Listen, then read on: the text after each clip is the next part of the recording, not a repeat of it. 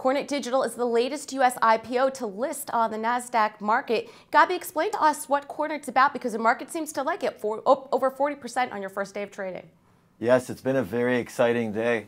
What Kornit does, Kornit manufactures digital printers and inks in order to be able to print on textiles. Textiles is a huge market.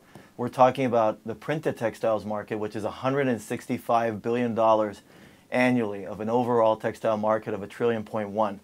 What Kornit's focus is to revolutionize the supply chain of textiles, which happens to be the most problematic issue of being a textile, a brand, or a retail manufacturer.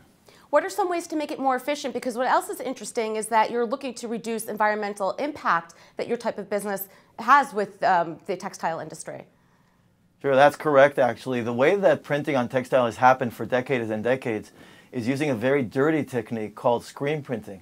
That process actually is said by the World Bank, including the dyeing of fabrics, to contribute no less than 20% of industrial wastewater to the world. So there's a very strong impact on the environment. The other issue with screen printing is that in order to justify the design using a screen printer, you need to manufacture large scale and large volumes of a particular design and then run it into the inventory. The issue with that is that people are looking to personalize these days a lot more and customize, and therefore people are looking to have very small quantities of particular designs so that they could actually be very unique. The way that we can help protect the environment is by actually offering these digital printers that create no environmental impact whatsoever.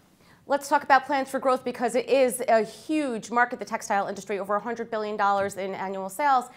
What are you looking to do to gain even more market share? Sure. The way that we're doing this really is we're bringing and delivering a huge promise to the industry. I think the most successful that we've seen so far has been with the online businesses.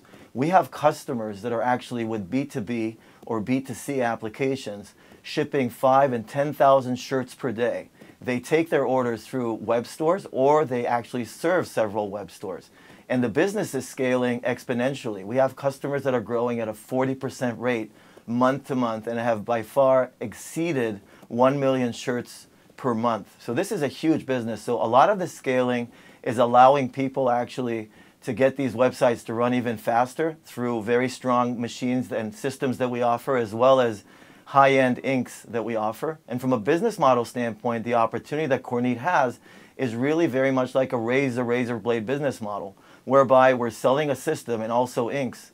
And so as a result of it, our relationship with a customer only begins when we deliver the system, and a lot of revenues pour in as a result of customers consuming more ink as they grow. And finally, let's find out why it was the right time for Kornit to list on the Nasdaq Market, and what are the plans for the proceeds from the IPO?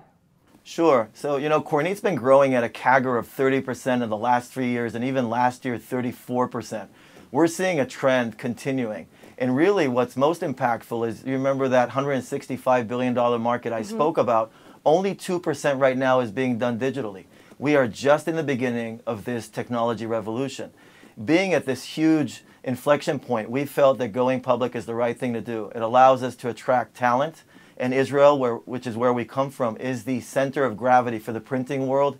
The likes of HP have made their biggest acquisitions in the area of printing in Israel. We see ourselves as becoming a very large company, and we felt that going out to the public at this point in time to attract more talent, to get more visibility, and also to start addressing the big brands of the world that we believe are going to go in the direction of digital, will provide us what we need as far as balance sheet and position that really takes us to the next level. At the same time, we're running a very healthy business model. We're not consuming cash on an ongoing basis.